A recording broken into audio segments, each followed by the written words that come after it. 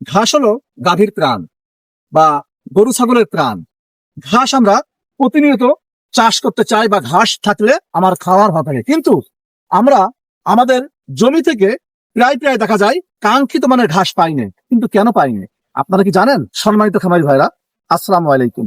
যে যেখান থেকে দেখছেন সবাইকে শুভেচ্ছা এবং অভিনন্দন। একটা কথা আছে যে গাভীর মুখে দিলে ঘাস দুধ পাবেন 12 মাস। আরো বলে যে ঘাস হলো গাভীর প্রাণ, গরু ছাগলের প্রাণ। যার ঘাস আছে পর্যাপ্ত তার খামার হলো সুস্থ সবল, ইনকামও বেশি।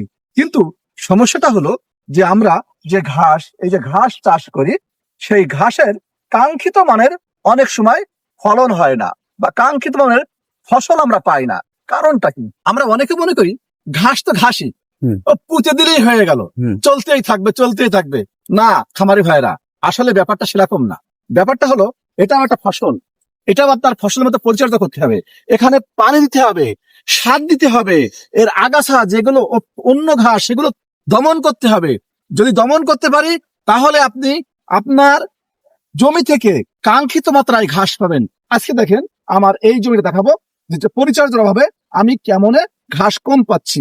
এই জমিতে প্রচুর পরিমাণ আগাছা হয়েছে, যেটা অবশ্যই থাকার দরকার ছিল না। এই যে দেখেন, এই আগাছা যদি থাকে, আমি যতই ঘাস সার দেই, যতই পানি দেই, এই আগাছাই কিন্তু সেই সার এবং পানি খেয়ে ফেলছে, যার ফলে আমার ঘাস কত পাতলা হয়ে গেছে।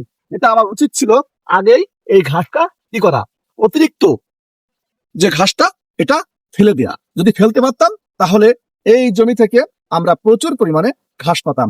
সুতরাং আপনারা এই বিষয়টা খেয়াল করবেন, যাতে করে আপনার জমিতে এই মানের আগাছা না থাকে, এবং নিয়মিত আগাছা পরিষ্কার করুন, নিয়মিত সার দেন, নিয়মিত পানি দেন। ইনশাল্লাহ ভালো মাপের ভালো মানের ঘাস আপনি পাবেন, এবং যে ঘাস দিয়ে আপনার গরু, আপনার ছাগল, আপনার পশুগুলো সুস্থ এবং সুন্দর থাকবে। আপনাদের সবার খামারের মঙ্গল কামনা করে আজকের এই পর্যন্ত শেষ করছি। আসসালামু আলাইকুম, ভালো থাকবেন, ধন্যবাদ।